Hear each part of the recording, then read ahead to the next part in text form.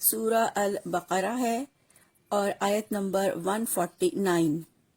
ارشاد باری تعالیٰ ہے وَمَنْ حَيْثُ خَرَجْتَ فَوَلِّ وَجْهَكَ شَطْرَ الْمَسْجِدِ الْحَرَامِ وَإِنَّهُ لَلْحَقُّ مِنْ رَبِّكَ وَمَا اللَّهُ بِغَافِلٍ عَمَّا تَعْمَلُونَ۔ لفظی ترجمہ ہے وَمِنْ حَيْثُ اور جہاں سے خرجتا آپ نکلیں، فولی پس آپ پھیر لیں، وجہ کا اپنا چہرہ، شطرہ طرف مسجد الحرام مسجد حرام کی، وَإِنَّهُ اور بے شک وہ لَلْحَقُّ یقیناً حق ہے، من ربی کا آپ کے رب کی طرف سے، وما اور نہیں اللہ تعالیٰ بغافلین ہرگز غافل، اما اس سے جو تعملون تم سب عمل کرتے ہو۔ با محاورہ ترجمہ ہے اور آپ جہاں سے بھی نکلیں تو اپنا چہرہ مسجد حرام کی طرف پھیر لیں، اور یقیناً آپ کے رب کی جانب سے بلا شبہ وہ حق ہے، اور جو کچھ بھی آپ عمل کرتے ہیں اللہ تعالیٰ اس سے ہرگز غافل نہیں ہے۔ اس آیت میں اللہ سبحانہ و تعالیٰ فرماتے ہیں وَمِنْ حَيْثُ خَرَجْتَ آپ جہاں سے بھی نکلیں، یعنی جب آپ سفر پر ہوں تو اپنا چہرہ مسجد حرام کی طرف پھیر لیں۔ اس میں نبی صلی اللہ علیہ وآلہ وسلم سے خطاب ہے کہ قبلے کی تبدیلی کا معاملہ صرف مدینہ تک محدود نہیں ہے، بلکہ یہ مستقل حکم ہے۔ اب قبلہ ہر جگہ، ہر مقام اور ہر حال میں بیت اللہ ہی ہوگا، لہٰذا اپنا رخ نماز میں بیت اللہ کی طرف پھیر لیں۔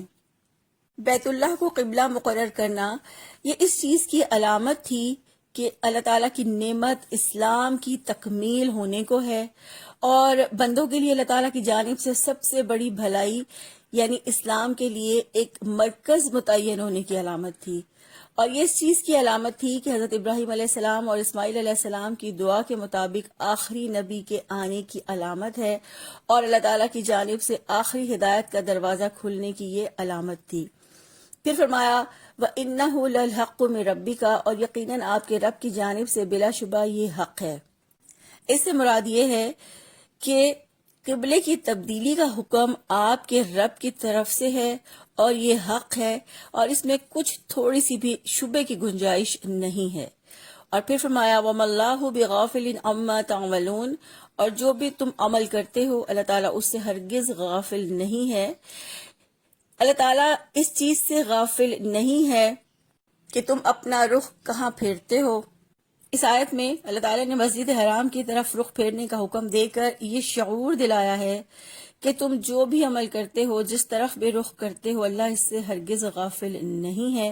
اللہ تعالیٰ نے اپنے باخبر ہونے سے خیر کی طرف ترغیب بھی دلائی ہے، اور اپنی مخالفت سے بھی ڈرایا ہے کہ تم تنہائی میں کوئی عمل کرو یا سب کے سامنے کرو، اللہ تعالیٰ جانتا ہے، اللہ تعالیٰ تمہارے کسی عمل سے غافل نہیں ہے۔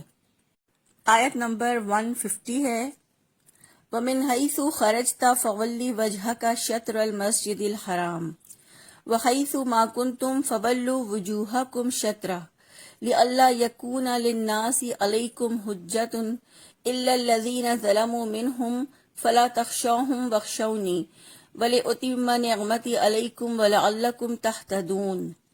لفظی ترجمہ ہے وَمِنْ حَيْثُ اور جہاں سے خرجتا آپ نکلیں، فولی تو آپ پھیر لیں، وجہ کا اپنا چہرہ، شطر المسجد الحرام مسجد حرام کی طرف، وَحَيْثُ ما اور جہاں کہیں بھی تم ہو، فولو تو سب پھیر لو، وجوہکم اپنے چہرے، شطرہ اس کی طرف، لِأَلَّا اس لیے کہ نہ یکونا ہو، للناسی لوگوں کے پاس، علیکم تم پر، حجتن کوئی حجت، الا الذین سوائے جن کے ظلموا سب نے بے انصافی کی، منہم ان میں سے، فلا پس نہ تخشوہم تم ان سے ڈرو، واخشونی اور تم سب مجھ سے ڈرو، ولی اتما تاکہ میں پورا کر دوں، نعمتی اپنا انعام، علیکم تم پر، ولعلکم اور تاکہ تم تہتدون تم سب ہدایت پا جاؤ۔ با محاورہ ترجمہ ہے اور جہاں سے آپ نکلیں سو اپنا چہرہ مسجد حرام کی جانب پھیر لیں، اور تم جہاں بھی کہیں ہو سو اپنے چہرے اسی کی طرف پھیر لو، تاکہ لوگوں کے پاس تمہارے خلاف کوئی حجت نہ رہے، مگر ان میں سے جن لوگوں نے ظلم کیا ہے، چنانچہ تم ان سے مت ڈرو اور مجھ ہی سے ڈرو، تاکہ میں اپنی نعمت تم پر پوری کر دوں اور تاکہ تم ہدایت پا جاؤ۔ اس آیت میں بھی اللہ رب العزت کا یہی ارشاد ہے کہ آپ جہاں سے بھی نکلیں اپنا چہرہ مسجد حرام کی جانب پھیر لیں، یعنی اپنے سفروں میں خواہ قریب کے مقام پر ہوں یا دور کے مقام پر، نماز میں رخ آپ بیت اللہ ہی کی طرف کریں گے۔ اس سے پتہ چلتا ہے کہ یہ حکم سب کے لیے ہے اور ہر مقام کے لیے ہے۔ پھر فرمایا لی اللہ یکون للناس علیکم حجہ، تاکہ لوگوں کے پاس تمہارے خلاف کوئی حجت نہ رہے۔ یہاں لوگوں سے مراد اہل کتاب ہیں کہ وہ یہ نہ کہیں کہ ہماری کتابوں میں تو اس امت کا قبلہ بیت اللہ ہے اور یہ نماز بیت المقدس کی طرف رخ کر کے پڑھتے ہیں۔ تو اگر یہ نشانی پوری نہ ہوتی تو یہود مسلمانوں سے یہ کہہ سکتے تھے کہ تم وہ امت یعنی امت وسط نہیں ہو۔ پھر فرمایا الا الذین ظلموا منہم، مگر ان میں سے جن لوگوں نے ظلم کیا۔ یہاں ظالموں سے مراد مشرکین عرب ہیں۔ مشرک نبی صلی اللہ علیہ وآلہ وسلم پر یہ اعتراض کرتے تھے کہ تم تو یہ دعویٰ کرتے ہو کہ ہم دین ابراہیم پر ہیں، مگر ان کے قبلے کو تم نے چھوڑ دیا۔ تو اب ان کی یہ دلیل باطل ہو گئی تھی، کیونکہ اللہ تعالیٰ نے پھر سے بیت اللہ کو قبلہ مقرر فرما دیا۔ پھر فرمایا فلا تخشوہم واخشونی، چنانچہ تم ان سے نہ ڈرو اور صرف مجھ ہی سے ڈرو۔ اس آیت میں اللہ رب العزت نے واضح طور پر لوگوں سے ڈرنے سے روکا ہے کہ نہ اہل کتاب سے ڈرو نہ مشرکوں سے ڈرو۔ وخشونی کہہ کر اللہ رب العزت نے یہ شعور دلایا کہ صرف مجھ ہی سے ڈرو، یعنی میرے سوا کسی کی پرواہ نہ کرو۔ اور حق یہ ہے کہ اللہ تعالیٰ کی یہی شان ہے کہ اس سے ہی ڈرا جائے اور اس کے سوا کسی کی پرواہ نہ کی جائے، کیونکہ اگر انسانوں کا ڈر ہو تو انسانوں کے ڈر کی وجہ سے بے چینی، اضطراب، پریشانی اور خوف پیدا ہو جاتا ہے، اور اس طرح انسان انسانوں سے ڈر کی وجہ سے بھلائی سے رکتا ہے اور اس کا تعلق بھی اللہ سے درست نہیں رہتا۔ جبکہ اگر اللہ کا خوف رکھا جائے تو اللہ کے خوف کی وجہ سے انسان برائیوں سے رکتا ہے، سکون پاتا ہے۔ یعنی خوف الہی ہر قسم کی مصیبت سے نجات کا ذریعہ ہے۔